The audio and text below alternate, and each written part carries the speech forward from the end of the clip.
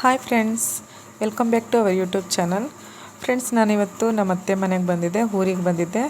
ಸಾರಿ, ನಮ್ಮ ಅತ್ತೆ ತುಂಬ ಚೆನ್ನಾಗಿ ಮಾಡ್ತಾರೆ ವಡೆನ. ಅದು ಸ್ಟಾರ್ಟಿಂಗಲ್ಲೇ ಮಾಡೋಣ ಅಂದರೆ ನಾನು ಮರ್ತುಬಿಟ್ಟೆ ವೀಡಿಯೋ ಮಾಡೋದು. ಸೊ ಏನೇನು ಹಾಕ್ತಾರಂತೆ ಹಾಗೆ ಹೇಳ್ತೀನಿ. ಬೇಳೆ ನೆನೆಸಿ ಬೇಳೆನ ರುಬ್ಕೊಂಡ್ರು. ಅದರ ನಂತರ ಈರುಳ್ಳಿ, ಹಸಿಮೆಣ್ಸಿನ್ಕಾಯಿ ಎಲ್ಲ ಹೆಚ್ಚು ಹಾಕಿದ್ರು. ಹಾಗೆ ಸ್ವಲ್ಪ ಶುಂಠಿ ಹಾಕಿದ್ದಾರೆ. ಅದಕ್ಕೇ ಸ್ವಲ್ಪ ಕರಿಬೇವೆಲ್ಲ ಹೆಚ್ಚಾಕಿದ್ದಾರೆ, ಕೊತ್ತಂಬರಿ ಸೊಪ್ಪು ಹೆಚ್ಚಾಕಿದ್ದಾರೆ, ಹಾಗೆಯೇ ಸಬ್ಬಸಿಗೆ ಸೊಪ್ಪು, ಹಾಗೆಯೇ ಸೋಂಪು, ಹಾಗೆ ಸ್ವಲ್ಪ ರುಚಿಗೆ ಬೇಕಾದ ತಕ್ಕಷ್ಟು ಉಪ್ಪು ಹಾಕಿದ್ದಾರೆ. ಇಷ್ಟನ್ನು ಸೇರಿಸಿ ಚೆನ್ನಾಗಿ ಕಲಸಿ ಈಗ ವಡೆ ಹೇಗೆ ಮಾಡೋದು ಅಂತ ನೋಡೋಣ.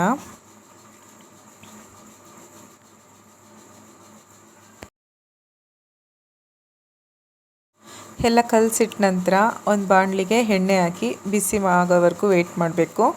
ಚೆನ್ನಾಗಿ ಬಿಸಿ ಆದ ನಂತರ ಅದನ್ನೆಲ್ಲ ಸ್ವಲ್ಪ ತೆಗೆದು ಉಂಡೆ ಕಟ್ಟಿಟ್ಕೊಳ್ತಿದ್ದಾರೆ. ಉಂಡೆ ಆದಮೇಲೆ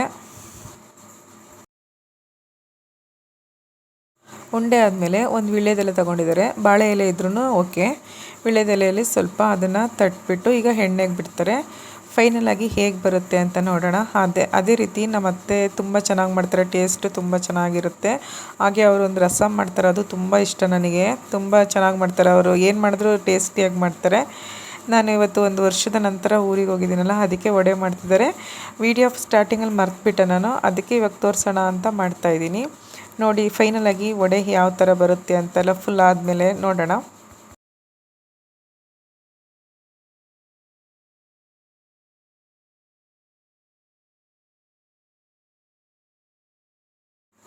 ಸಾಮಾನ್ಯವಾಗಿ ಎಲ್ಲರೂ ಹಾಗೆ ಮಾಡ್ಬೋದು, ಆದರೆ ನಮ್ಮ ಅತ್ತೆ ಮಾಡೋದು ತುಂಬ ಟೇಸ್ಟಿಯಾಗಿರುತ್ತೆ.